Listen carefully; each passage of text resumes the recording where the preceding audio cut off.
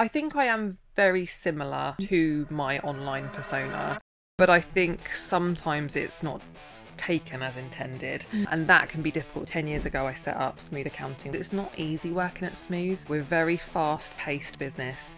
We are growing. We've always been growing, but I also don't expect a 9 to 5 working pattern. Ultimately, we have deadlines and they have to be met. People don't have set hours or days. They can work where they want, when they want. If you make people work 9 to 5, they'll just drag out what they're doing till 5 o'clock because they've got to be there. AI is going to take over at a quicker rate than people think. A lot of accounting firms need to get on board with it, not bury their head in the sand. I'm very grateful for my personal brand. It's afforded me a life I could never even have dreamed of. I've got 90,000 people, but it's because I've made it so. I've posted every day for 5 years. I'm more cautious now since having a stalker from LinkedIn. Smooth as a brand and a business, I'm just so proud of it. I have to pinch myself sometimes. I think like, how has that happened? I am Mark Costello. Welcome to another episode of When It Matters from Meshed. I've got Elle with me today. Hello. We've got a special guest. Jeri, do you want to introduce yourself if you need to? Hi, yes, thank you. I'm Jeri Williams. I'm the founder of Smooth Accounting and Smooth Dubai, and also the Digital Accountants Club. Very cool. Very cool. So usually we do these podcasts, we kind of get to know the person because everybody knows, or lots of people know each other's business persona on LinkedIn or talking at events and whatever. But tell us about you. How did you get into accountancy would be a good starting point. Yeah, okay, so, gosh, long time ago. I always wanted to be an accountant, so I have this thing, like, I can never get my head around people sort of not knowing what they want to do, because for me, I was very good at maths at school, so I was like, what can I do? Use maths, earn a decent living, sort of found out I could be an accountant, and I think it was that or be like a maths teacher, and I was like, absolutely not. I don't have the patience for that. So I'll be an accountant, and that was it. When I was at school, I was like, I'll just be an accountant. So it was tunnel vision. I never looked back. I just went, yeah, school, college, uni, straight into. I secured my job before I'd even graduated, straight into accountancy, and did the exams, and that was it. And where was your first job? So my first job was at a firm in Portsmouth, and it was like a bigger. Well, they're a lot bigger now, but it was a bigger firm at the time, and I only stayed there for about, I think it was about a year. And I talk about this on LinkedIn. Actually, I actually got sacked from that job, so we won't. I've been sacked a few times. We won't. So... Okay, yeah, it happens to the best of us. It's a rite of passage, guys. Isn't it? So. Yeah, I actually got sacked from that job, but the following day, and I thought it was the worst thing that ever happened. I just bought a house. I was in my early 20s. But the next day I had an interview with a local practice, a smaller firm, 3 partners and about 25 staff. And they offered me a job straight away. So I started immediately. So it all worked out for the best because I stayed there for about 9 years, qualified there, became a director, and everything. And yeah, absolutely loved working there. So why did you get sacked? Do you know what? It's not even a great scandal story. I got sacked because they found out I was looking for another job. Oh, right. And stupidly, I confided in one of the managers, or they kind of got me to confide in them so they could go and tell the partner that I was looking for another job, because the corporate, like super corporate life wasn't really for me. I much preferred, and now having worked in a small practice, I much prefer the smaller, more intimate firms where you know everybody, you know all the stuff, you know all the clients. And I just knew this kind of really corporate. Also, I was doing a bit of audit, which I really didn't enjoy at all. I wanted to do the kind of bare bones of the accounts. So the corporate life wasn't for me, hence why I was looking for another job. And they found out and said, you can go. And now, funnily enough, having my own practice, I don't begrudge them that at all. A, because it worked out great for me, because I got a job that I loved. Yeah. But also because I now know as an employer, and having my own firm, how I feel about Smooth. And if someone didn't want to work for Smooth, they can also go. Okay. So I would do the exact same thing. So we don't begrudge them that at all. And it all worked out for the best anyway. So when one door closes. So you had that period in the next firm, and then you done Smooth? Yes, yeah. So it was J. Williams and Co. originally. Awful name, but I was in a bit of a rush to set up. Funnily enough, we've been going 10 years like this week.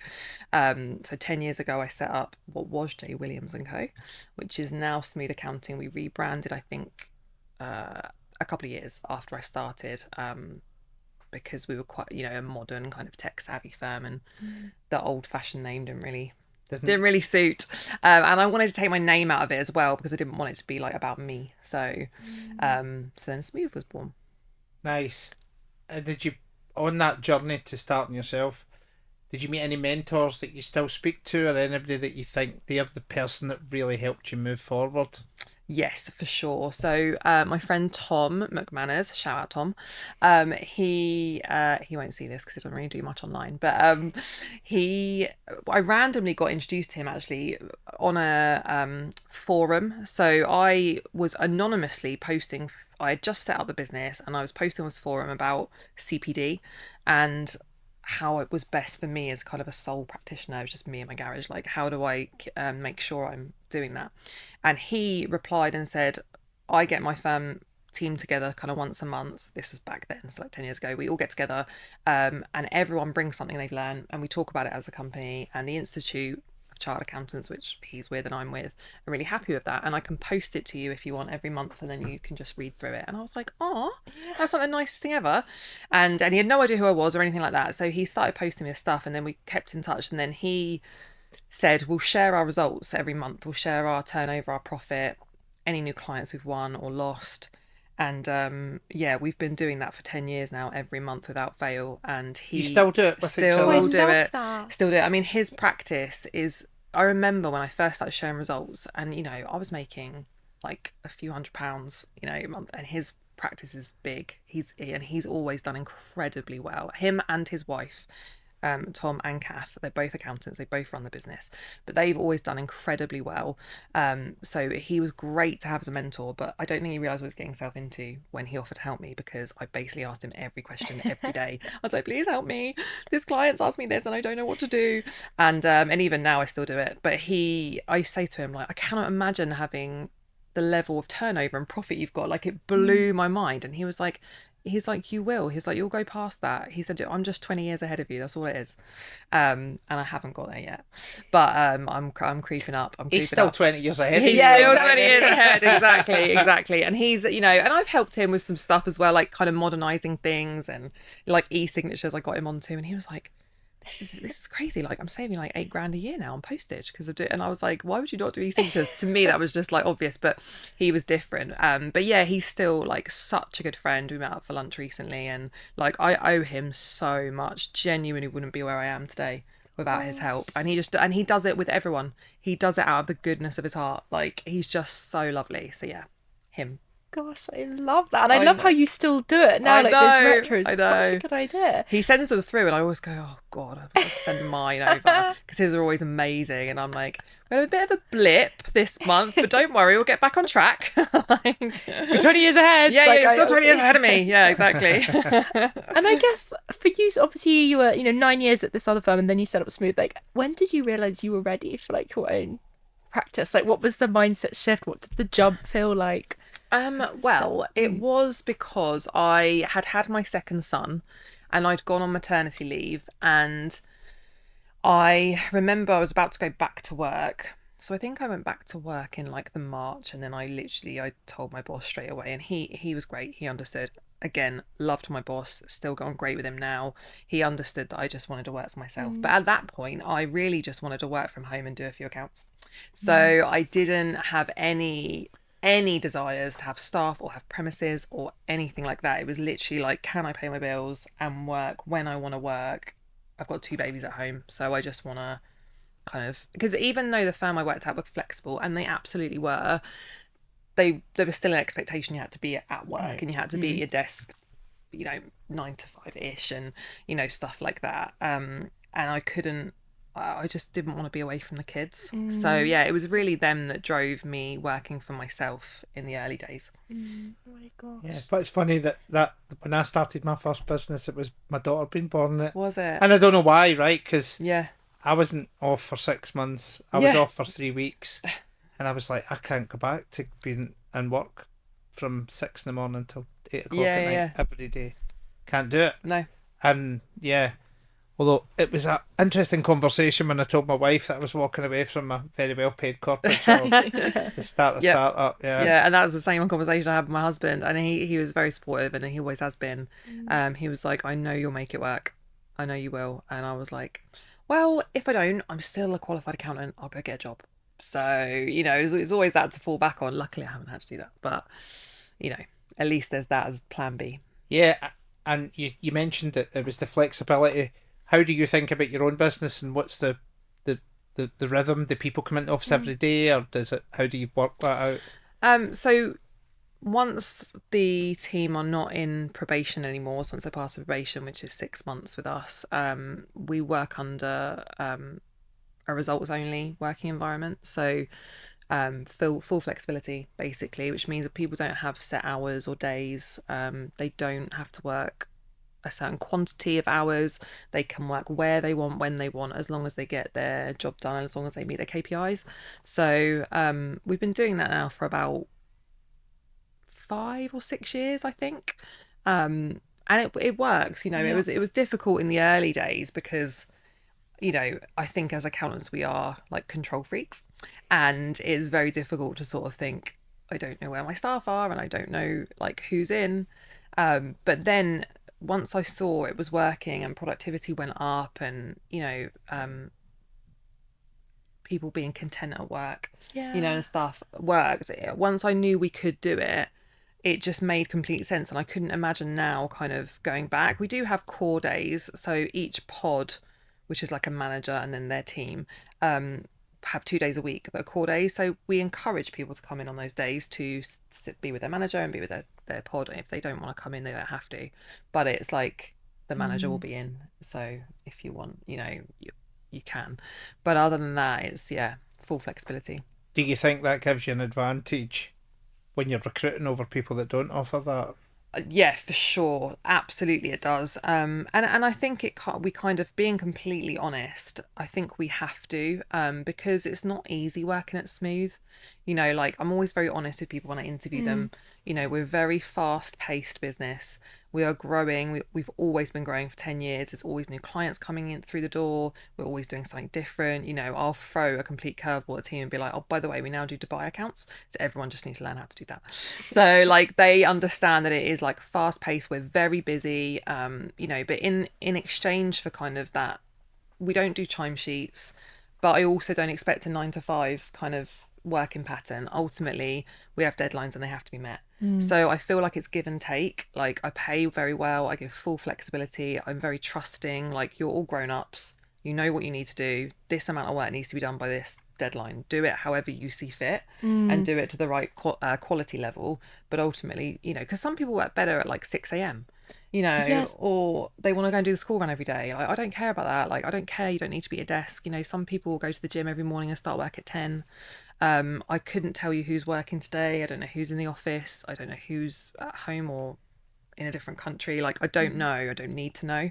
So it's kind of moving away from that real, like, I'm controlling your time, to actually, I'm exchanging your salary for this output.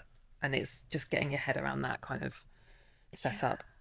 I think that's so smart. And also you must naturally attract such high agency, like smart people. And I mean, I think we've talked about this before. Like, Mesh is fully remote, and we're sort of relatively flexible. And I think like if you have good people, like you don't need to worry about that. No. Like, I think as long as the hiring goes well, yes, you're kind of good. Yeah. And you definitely hire. I agree with you there. What I found is generally on the whole, the people that I hire and that stay and it works out are the ones that really fit with Smooth's brand and culture, because they are go-getters and they're not kind of settlers. They're not there just to bob along, to come in, do their job, sort of go. That suits a real 9 to 5 timesheet environment, more old school, old fashioned. We want the people that want to work. Like, the way I see it is, if you get your job done in 4 days, don't work 5. Do you know what I mean? Like, I don't want you spending longer on things. Yeah. And actually what happens is, if you make people work 9 to 5 in accountancy, if you make people work 9 to 5, they'll just drag out what they're doing till 5 o'clock, because they've got to be there. This is the hill I will die on. Yeah. Is that if you give some people like that many hours, then they'll just take that long to do it when actually you could probably do it in a couple of Yeah. hours. Yeah, 100%. I want people to be efficient. I'm driving efficiency. I Yeah. want you to, if you want to go, it's a sunny day and you want to go and have a pub lunch with your friends for 3 hours, go do it. Like, that makes no difference to me. Like, you know what you need to get done. Yeah. And I don't need to police and be like, where are you? And are you, well, why are you not back yet? And or why are you late for work in the morning? And, stuff like that. I mean, I say all of that. I used to be that person when I started the firm. I hate the earlier version of myself because I look back and I'm like, I hated people being late. But that's just because you've evolved confidence, yes, right? Yeah. And not just you, but the people round about you. Yeah. Yeah, definitely. And as you hire good people and better people, like, they give you that confidence in them, because I think to myself, like, I don't really know who most of the clients are and I don't know what people are working on and I don't need to know. Yeah. If I need to know, then there's a bit of an issue there because I can't trust what they're doing, So if you get any non-negotiables culture-wise? Yes. So it probably goes without saying, and I'm sure everybody feels the same about this, but like, you have to be a nice person. Yeah. Like, I have had not nice people and they don't last in smooth because I won't have it. Like, I care more about how people are as people than their technical ability, because really what we're doing is, like, yes, I'm not diminishing our industry and it is hard to do, like, especially some of the tax work, but like, it's not rocket science. We're not surgeons, we're not like doing any life-saving operations, like, we're doing accounts. So if you're relatively switched on and you enjoy that side of work, we can teach you how to do certain things that maybe you don't know how to do, but can't teach you how to be a decent person. Yeah, I get that as well. And help. And when I hire people that actually just think outside the box and are like, oh, I've got this idea, and like, I see them helping their colleagues or staying late because someone else can't work out what to do, and like, that's what I want out of people. It's that tenacity, and you don't get that really with everybody, and those people are not really suited to smooth. The one thing for me that's always a red flag is when things go wrong, and they do. It doesn't matter what you do, things go wrong. Yep. Is the person that immediately looks to find who's to blame for it, as opposed to just finding a solution. Yeah. I don't like that. No, I don't. I have had that conversation recently, actually, and it's so true, because my opinion of it is, like, we are a firm, and we have one common goal, and that is to service our clients the best that we can, to the highest degree. That is our goal. I don't want this slopey shouldered, like, kind of, well, it wasn't actually my job. It wasn't actually my job. It wasn't actually my thing to do. It was like, I don't want to hear that. Actually, at this point, I'm already frustrated because something's gone wrong. Like, we need to fix it and we need to make sure it doesn't happen again, and that's the end of it. So I completely agree with you on that. That is a big red flag for me. So moving on from that cultural piece, and then to you, you clearly don't let the grass grow under your feet. So you've mentioned Dubai just briefly there. Yeah. And then your t-shirt says the Digital Accountancy Club. Yes, it does. So what drives you to do all of these different things, and what have you learned from doing all of these different things? I think what drives me is what it was initially was that I got to a point in my firm, probably like 4 years in, where I was working crazy hours and I was very stressed and I was just really struggling. And I thought, Joe, this is not why I started the business. Like, why am I working every hour under the sun? And like, why am I just stressed all the time? Like, it's honestly not worth it. So I was like, right, something's going to change. I'm going to get good people in, I'm going to get a management team in, and I'm stepping away. And I just started making really good decisions so that I could get my life back. And then I did get my life back, and I got to the point where I was doing very little in the business. And really where I am now is slightly different now, because the management team's changed over the last 12 months, but the premise is the same, in that, like, I'm not client facing. I haven't been for many years, and it gave me a lot of free time, and people were asking me to coach them. So I started coaching. Well, initially I had a coach for a few years, then I stopped with that, and I thoroughly enjoyed that and got loads out of it. People started asking me to coach them, and I was like, I am not a coach. That is not me. But then kind of got asked a few more times. I was like, okay, I'll do like 1 or 2 people that I kind of know. I'll coach them. And then it just escalated, and I was coaching about 15 people one-to-one. And I was like, oh, I can't do this anymore. It's too much. So I started what was the Accountants Wealth Academy, which was kind of like a membership thing. Because I was like, there's clearly a demand for this, and I want to help people get a better work-life balance like I have. So I did that for a few years. And then as obviously AI and everything came in, I realised that kind of it was a bit stagnant with what I was coaching people with in the Accountants Wealth Academy. So long story short, it changed and kind of morphed into what is now the Digital Accountants Club that I run with Luke Farron, you guys know, and Luke's great, and we have Hilary, who you also know, who's our community manager. So yes, the Digital Accountants Club was kind of born out of wanting to help people grow their practices, have a community they can be a part of where they can learn, collaborate, we all help each other. We have a tech focus, so we're helping firms to get more digitized, and yeah, that's what we do. And what about the Dubai piece? How did that come about? That came about just because I moved there. So I moved there with the intention of moving there for a couple of years with my husband and my children, to have a 2-year adventure, which we did, and it was great. And while I was there, Smooth Dubai was born, again out of kind of conversations with people and opportunity that arose. So someone asked me if I could do their accounts, and I was like, probably, I don't know, like I'll have a crack at it. I could try, like, and he's still a client now actually, but that was kind of, I just went home that day from the trampoline park, having had that conversation, set up a new kind of proposal thing for Dubai, sent it. He was like, yeah, fine. It was like an 80 million turnover company. I had no idea. I was literally just like, what on earth? But yeah, they signed up, and then I just told the team, I was like, by the way, we do Dubai accounts now. So just if everyone could just work out how to do that, that'd be great.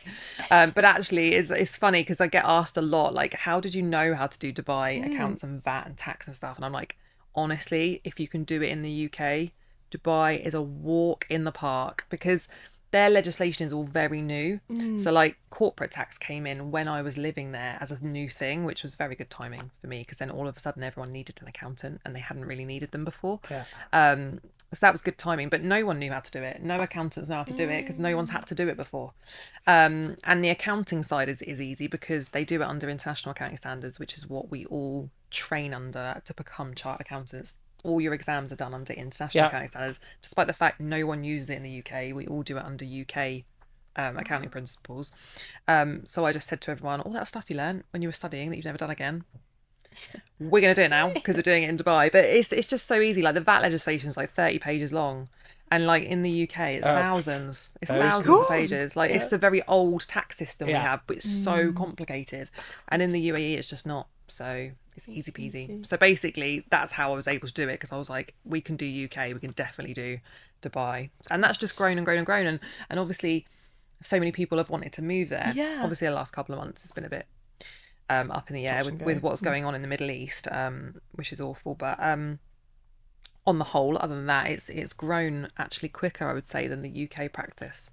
Right, so that business is still very much thriving. Yes, yeah, it really is. And like even today, just, I'm traveling on my way up here, and I've had about 3 messages, I think, on LinkedIn from people that want Dubai company set up and Dubai accounts and everything. So amazing. Yeah, I'm like, yep, cool, I can help. So it's so smart, because there really has been like a bit of a sort of mass sort of exodus There there. has, And yeah. and I guess, like, have you always been very like entrepreneurial? Like, because that in itself is such a smart strategic move to like look at the and I don't want to like diminish what I've done. Yes. But I do feel like it's sort of just been a bit of luck, really, because I was moving to Dubai anyway. I didn't really intend to start an accounting business there, and like all the company formation stuff we do in visas. I was having a chat with a guy who works for one of the free zones, Ben, and when I first moved out there, we just had like lunch, and he was like, "You ought to offer company setup to clients," and I was like, "I don't know what I'm doing." He was like, "You did your own one." Yeah. And I was like, and he went, "It's filling in a form, like you can do it kind of like, it's not just filling in a form, but like as in you worked through it on your own one, you can absolutely do it, and my job is to help partners do it. And my friend does it and he earns a fortune, like you ought to do it." And I was like, all right. And then just started offering it. So I do feel like it's been very conversation driven, and I don't know, and to answer your question, I don't necessarily feel entrepreneurial, although I have been in my life. I don't necessarily feel like it was always what I was going to do. It wasn't the intention. I feel like it's happened. Does that make sense? Yeah, but you've grabbed it, right? Yeah, So, for sure. Yes. What you said about Yeah. luck, you know, Yeah. I believe in luck as well, right? Yeah. But I kind of believe that everybody gets the same amount of luck, and it's just some people are lucky enough to recognise it when it arrives and deal with it, right? Yeah, I definitely am whether that's entrepreneurial or not, but I grab every opportunity. Like, I will say yes to everything and work out how to do it later. Yeah. So that's, I guess that is quite entrepreneurial in that way, because a lot of people might be like, oh, don't know what to do, you know, and I try and drive that with the team as well. Like, we'll get inquiries where it's like, can we do X, Y, Z? And I'm like, sure. Yeah.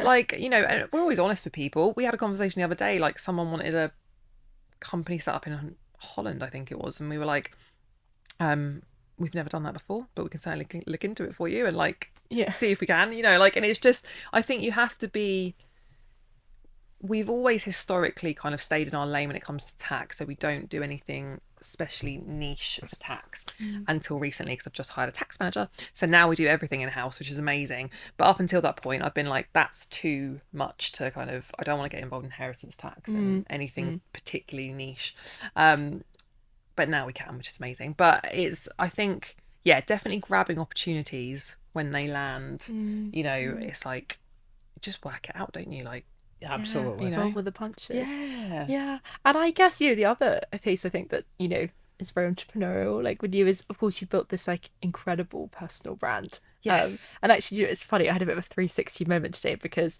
I remember when I first joined Mesh, which is literally today, 1 year ago. Oh, Something really? like that, yeah. Oh, And well, which happy funny. 1 year. Thank you. But I remember when I was like researching for our podcast, and I was like, I came across you, and I was like, oh my goodness, imagine if we managed to get on. I was like, she's so fabulous and built this incredible brand. How did that, again, like, was that very organic, very natural? Did you go, right, I'm going to harness the power of LinkedIn and I'm going to build? Like, how did that kind of begin? And Well, a good friend of mine, Helen, she used to use LinkedIn all the time for her business. She runs a little calm company and does like workplace massages. And she'd been going on at me for ages because I'd been doing a lot on Facebook in the early days. You need to get on LinkedIn, Jeri. You need to get on LinkedIn. I was like, no, I just find it very spammy. And I deleted my LinkedIn account years ago. And Yeah, you know, it's just recruiters going to want a it's job, just do you want a job, do you want a job? literally, Yeah. literally that. I was like, so no. And then eventually I was like, oh, fine, I'll go on there. And I'd started having video content made. And back then there wasn't really any accountants doing video content. So it was quite, it took off quite well. And I'd had these videos made really for Facebook. And I thought, I'll put a couple of them on LinkedIn. I'll set up a new account. This is maybe like 5 years ago. And they kind of really caught the algorithm. And again, back then it was easier because it wasn't very saturated like it is now. But I was using LinkedIn really in the first year or so, just kind of, I found it funny because there was so much trolling and I got trolled really, really badly. But I was so like, wow, people are so annoyed about, I used to say things and I didn't care. Like literally, I just like, I'd almost say things because I thought they were funny and knew people get wound up, but I wasn't doing it to win business or to build a personal brand. But what happened was it really polarized my audience. I realize this now looking back. It polarized my audience, but it meant that I built a following quite quickly because although on the face of it, if you're getting like hate comments and stuff, it's not obviously not ideal. But you don't realize actually what's happening is people are really like, the people that like it really like it. Obviously the people that don't really don't. Yeah. But if you stay kind of vanilla, half the people though. yeah, That's exactly. quite a lot You of get, people. and I realize kind of now when I look back, I'm like, God, I'd rather have like 90,000 people follow me that like me, but I've got 90,000 people that don't, and then have 1,000 people that follow me, but I'm just very vanilla and don't kind of rock the boat. And I think not that I do it so much nowadays, because I don't, because now with a bigger following, you have to be a bit more careful. And I've been sponsored by a lot of companies and stuff, so I tend to keep it a bit more PC. But I think, to answer your question, it wasn't really intentional to build a personal brand. In the early days, I realized I was just getting clients from it, and I was getting so many off LinkedIn, and I was like, this is where I need to be, because I'm just getting like, and it was just generic accounting clients back then. Like we weren't doing anything in Dubai, and you know, it was literally just, you name it, companies want an accountant. I was just getting DM after DM after DM, and I was like, wow, this is where I need to be. But that's because you were being honest about who you are, right? Yes, And 100%. Yeah. so that's an interesting segue, because Yeah. so I don't think that accountants see themselves, a lot of accountants, not all of them, see themselves the way their customers see them. Yeah. So I've run SMEs. I see my accountant as just my money guy, right? I'm like, money, you sort it, right? Yeah. You fix it. Yes. So I expect you to help me pay stuff, think about stuff. But I think, and again, I think that there's an older school of, and I'm not going to base it on size, but I think there's like that schoolboy tie kind of accountant. Yes. Who just think that doing compliance is what it's all about. Yeah. And I think there's a disconnect there. Yeah. Because I think, like in my last business, we got to about £30 million gross written premium when we sold it. And I had worked in a brokerage that size 20 years ago. There was 10 people worked in accounts. We had one person and we had one fractional CFO. And I think because we had automated it, right? Yeah. So I think that more and more customers, bigger customers, not just one-man tradesmen, they want a lot more from their accountant than just their finances. Yeah, no, I think you're absolutely right. And I also think relationships is what builds businesses, you know, and it's, we talk about it all the time, but certainly since COVID and now people are starting to do more face-to-face things, I think it's so important because the conversations that I have and the people in the room, like, it's really like we're getting back to that now. So we're getting back to building relationships with people wanting you to work with them because they like you and they get on with you and you have a kind of personality match. And that's also how you win business as well. And then once you get over that and people want you to work for them, then obviously being able to automate things and all of that. But I think initially, and a lot of accountants, you know, they'll say, oh, I can't get clients, or they struggle to get new clients and stuff like that. And I'm like, you know, what are you doing to get new clients? Like, you can't just sit behind your desk waiting for somebody to refer you. Yeah, you can't, because referrals just wait. They'll only get you so far, you know. And I've always been honest about the fact that my growth rate has not been on referrals. It's been on all of our marketing and mainly SEO, to be fair. More so, I'd say, than my personal brand. But I invest a lot in marketing, and you know, and you have to if you want to grow, right? 100%. So, yeah. And actually, I'm so intrigued as well because obviously you have this incredible personal brand on LinkedIn and, you know, people really feel like they know you and there's, you know, you have some, you know, very like warm, like charismatic. Like, how do you separate that to like who you are off LinkedIn? Do you see what I mean? Like, differentiate and like, where's the line, I guess? Where's the line? Yeah. I think I am very similar to my online persona, but I think sometimes it's not taken as intended, and that can be difficult sometimes because you in order to kind of celebrate the good things that you've done and stuff, you have to be a certain way online, and that can then sometimes be misconstrued, and people think maybe like you're a bit stuck up, or you love yourself, or like, you know, or you're arrogant, or all these things. And I'm like, that's frustrating because that's absolutely like the opposite of what I'm like, you know. And I've come from a very humble kind of background, and I'm not like that at all. But people will sometimes take that, so that can be difficult. I find that because I'm like, I'm not like that.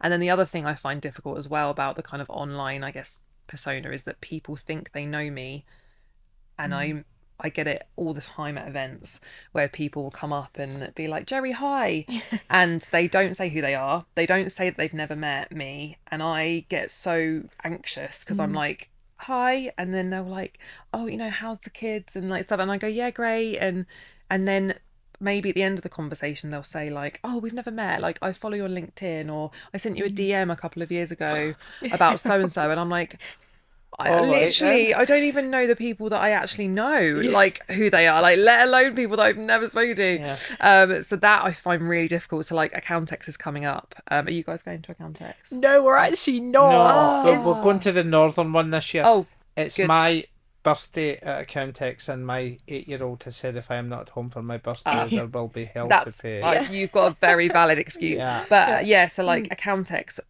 will fill me with dread. I'm still going, but it's that like kind of I'm like not a celebrity by any stretch of the imagination, but people do recognize me a lot, and it sounds like, I don't know, it probably sounds really big-headed, like, oh, people come up to me, but it's because I've made it so. I've posted every day for 5 years, so people, you know. So you've had a worse experience than just that.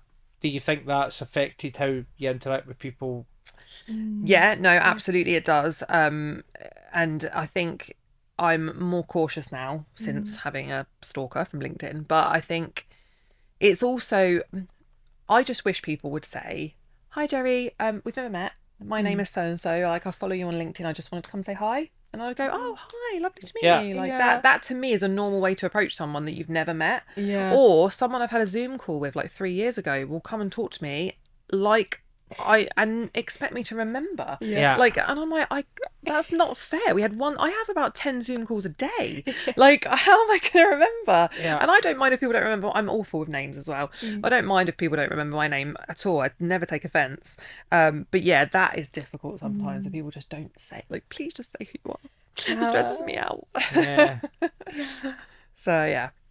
Yeah, and just being like over familiar like that as well. Like I can so see Yeah. it's tricky. I did a talk at Accountex a couple of years ago, and when it was finished and I went to come off the stage, I like couldn't get off because people just kept, and there was like a queue of people just trying to talk to me, and I couldn't get out. And then they were like, we need the stage, like the next talker and speaker, sorry. And I was like, yeah, and I just couldn't get through the people that were trying to talk to me or have photos of me or like whatever. And I was just like, and my husband was at the back, just sort of like waving to me, and I'm like, oh, get out! I just want to go. So yeah, yeah. But again, I don't like to moan about it. I'm very grateful for my personal brand, and it's afforded me a life I could never even have dreamed of. So I'm not like, I actually love that I've built a personal brand, but if people just say who they are, that'd be great. Let's do. Yeah, exactly. And I guess just to touch on the DAC before we wrap up. Yes. Obviously, this won't go out for a couple months, but we have an event tomorrow with the DAC. We're very excited. We do.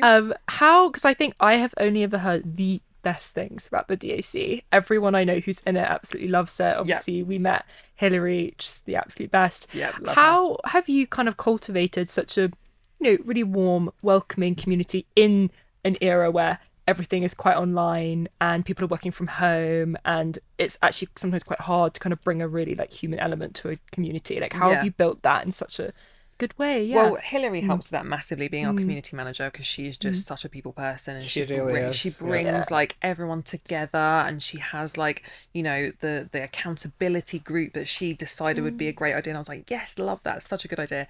So she is amazing at that. And also things like tomorrow's event, which you guys are sponsoring. This is like our way of bringing people together in real life and not just being online. In DAC we offer like co-working days where we'll get together like once a quarter, and I do sort of live coaching every quarter and stuff, so that is online, but it's more of like a workshop, rather than me just sat there sort of talking to the screen, and so all of those ways really, and we're going to announce some really exciting things tomorrow. They will have already been announced by the time this gets released. We're going to announce like our new platform, our new tiers for membership, which come with all different things. So constantly listening to our members and what they want, and taking feedback on board, not being afraid to go, actually, no, you're right, that would be better. Because I think that's so important. You have to listen to your customers, and 100%. you have to act on what they want, and that kind of thing. So yeah, it's been working really, really well. Everyone's lovely as well that's a member, which helps. So yeah, it's the nicest group. Yeah. And I guess I know we're sort of nearly at time. I think I had a couple of last questions. I kind of wanted to know, like, looking back on your whole career kind of so far and everything you built, Smooth Dubai, Smooth Accounting, DAC, what are you like proudest of? Like, what are you like? I'd have to say Smooth Accounting I'm proudest of, because it's my baby. And even now I like, and I mentioned at the very beginning of the podcast how I understood why I got sacked, because the way you feel about it when it's yours, and I feel like I've created it out of nothing, and it's this kind of beast now really, and I have this whole team of people, and really Smooth Accounting, Smooth Dubai is as one. They are kind of two separate legal entities, but they are, the group kind of coexists. They feed each other work, and the staff are shared and the clients are shared, and it's all kind of mingled in. So all of it really, but Smooth as a brand and a business, like, I'm just so proud of it. And I have to like pinch myself sometimes. I think like, how has that happened? I can't believe that I Yeah. have this like beast of an accounting firm. And yeah, so I think I'd have to say, yeah, Smooth. Yeah, very proud of it. Did you have any? I suppose my final question for you, really, before we wrap up: what's the future of Smooth? What's the future of DAC? And where do you think the industry will be in 5 years' time? So future of Smooth is just to keep growing. No plans to slow that down anytime soon. So I would like to double in size really from where we're at now.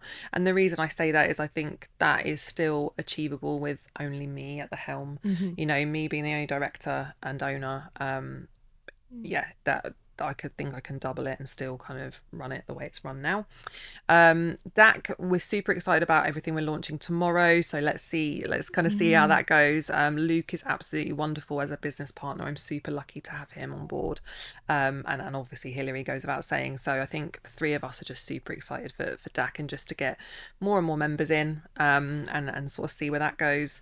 And then the industry, I mean, I think AI is going to take over at a quicker rate than people think. I think that it's going to be challenging for a lot of accounting firms. I think they really need to get on board with it, not bury their head in the sand. Yeah. You know, you can't. It was the same when we moved to the cloud. You have to embrace it with everything you've got, which is what we do at Smooth, which is what helps me really run DAC because I'm doing it every day in my own practice. So like I'm absolutely kind of putting my money where my mouth is and telling other firm owners what to do. I'm doing it. You know, I know what works and what doesn't work. So yeah, I just think it's going to change a lot and quicker than people expect. So my, crystal ball. Yeah. I think eventually over time, HR, insurance, legal, accountancy, I think they'll all end up under the one roof. Because it's all of those professional services. that people services. that what I said earlier on. We had built a business with one person bookkeeping and an FD, where that been 10 people previously. Yeah. Eventually, because I think you're at that size now that you might think maybe I'll hire an HR director, right? But then you hire one, and there isn't quite enough for them to do. Yeah. So what do? They don't just play golf or knit. They actually do stuff to make their role valid. Yeah, they do. But it just gets in the bloody way running the business. So that's my view. I think, I totally get what you're saying. I don't think it's a 2 or 3 year thing. No, but I think it's coming. our career lifetimes. Yeah, it's coming. It is, and I think what I think is really important, regardless of what industry you're in, is that you collaborate. I think it's really, really important that you don't see other people as competition in your industry. You've got to collaborate. Like we're all stronger together. You know, and I will, like Tom helped me and it still helps me now.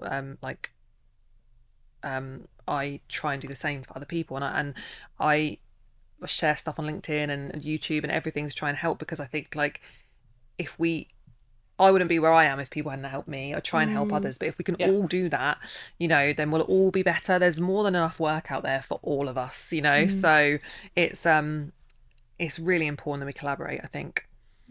Yeah. Perfect note to end on. Yes. I think. Yeah. Well, thank you very much for your time. Thanks for having me. It's been great. You. Could talk for hours. Yeah. Part 2, maybe. Yeah, part 2. Thank you so much. No worries.